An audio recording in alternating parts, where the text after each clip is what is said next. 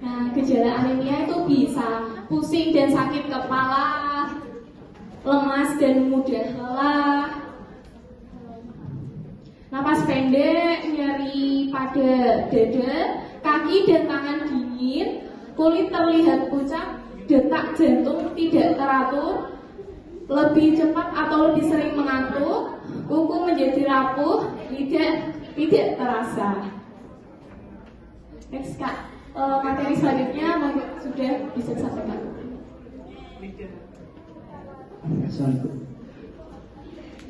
Diagnosis anemia. Untuk menentukan apakah pasien menderita anemia, dokter akan melakukan hitung darah lengkap. Melalui tes darah, dokter akan mengukur kadar zat besi, hematokrin, vitamin B12, dan asam folat dalam darah serta memeriksa fungsi ginjal. Selain tes darah, dokter akan melakukan pemeriksaan lanjut lain untuk mencari penyebab anemia seperti endoskopi guna untuk apakah lambung atau usus mengalami pendarahan, USG panggul guna pengetahuan penyebab gangguan menstruasi untuk menimbulkan anemia, pemeriksaan aspirasi sumsum tulang guna mengetahui kadar bentuk serta tingkat kematangan sel darah dari pabrikannya langsung, pemeriksaan sampel cairan ketuban saat kehamilan guna mengetahui kemungkinan janin menderita kelainan genetik. Pencegahan anemia. 1. Makanan kaya zat besi dan asam folat seperti daging, sereal, kacang-kacangan, sayuran, berdaun hijau, gelas, roti, dan buah-buahan.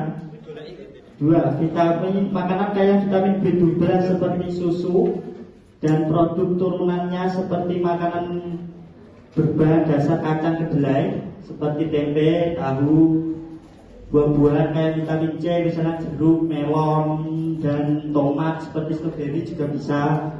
Rutin mengonsumsi tablet penambahan darah. Nah, tadi udah dibagi sama kakak ya, emang terbatas, cuman udah dibikin tablet tambah darahnya, udah diterima? Sudah. Terbatas.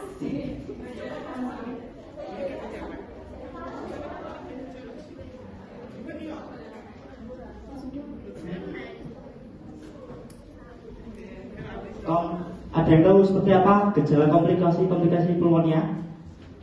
Anemia pneumonia. Kesulitan melakukan aktivitas akibat kelelahan, masalah pada jantung seperti gangguan irama jantung atau aritmia dan gagal jantung, gangguan pada paru-paru seperti hipertensi pulmonal. Ada yang tahu apa itu hipertensi pulmonal?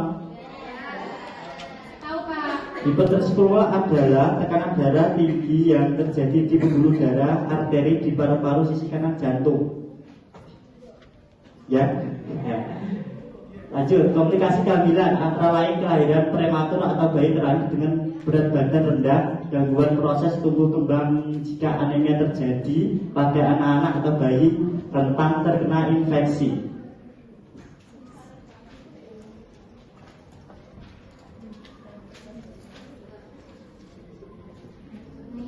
Beberapa jenis-jenis anemia. Anemia akibat kekurangan zat besi itu membuat tubuh tidak mampu menghasilkan HB yang normal.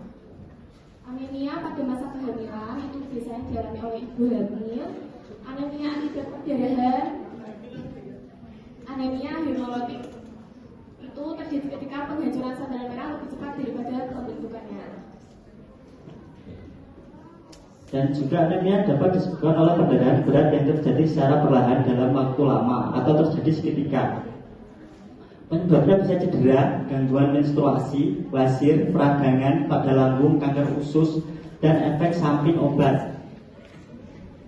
Anemia hemolitik terjadi ketika penghancuran sel darah merah lebih cepat daripada pembentukannya. Kondisi ini dapat diturunkan dari orang tua atau didapat setelah lahir akibat kanker darah, infeksi bakteri atau virus, penyakit autoimun, serta efek samping obat-obatan seperti paracetamol, penicillin, dan obat anti malar.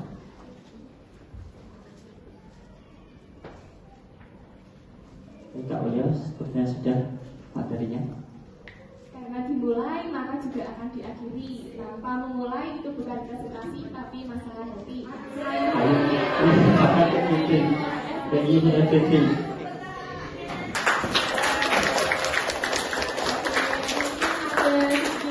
Ditanyakan sama adik-adik. Monggo. Bisa sebutkan nama ya? Saya Zainul Aksana, biasa dipanggil Aksan. Saya ingin menanyakan mengenai batas normal pada hemoglobin pada remaja perempuan. Oke. Makasih atas pertanyaannya. Lalu dulu.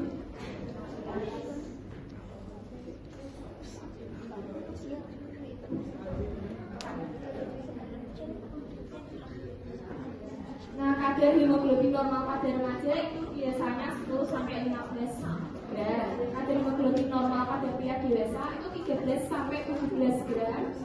Kadar hemoglobin normal pada wanita dewasa itu 12 sampai 15 gram.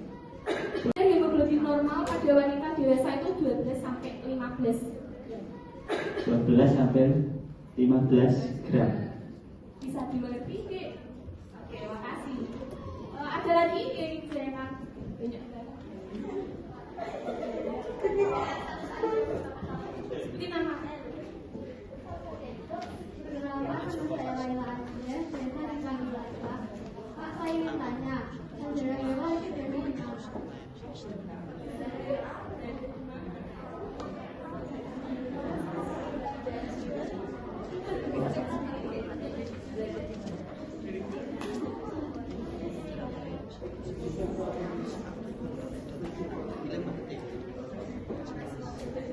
Terus,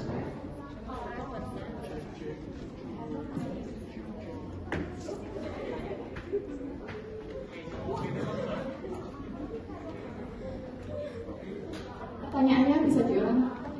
Saudara Eva itu berarti Oke, sel darah merah pada manusia itu dibuat di sumsum tulang belakang lalu membentuk kepingan brim. Wah.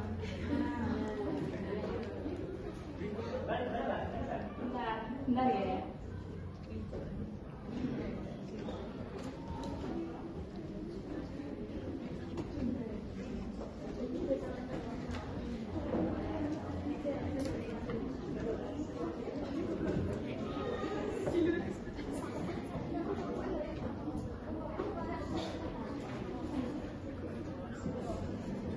Oke, letaknya sel darah merah itu tepatnya di sumsum tulang belakang. Ada tambahan Kak apa? Ya, oke.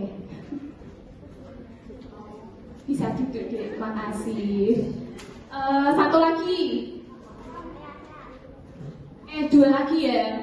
Ini satu sama, oke.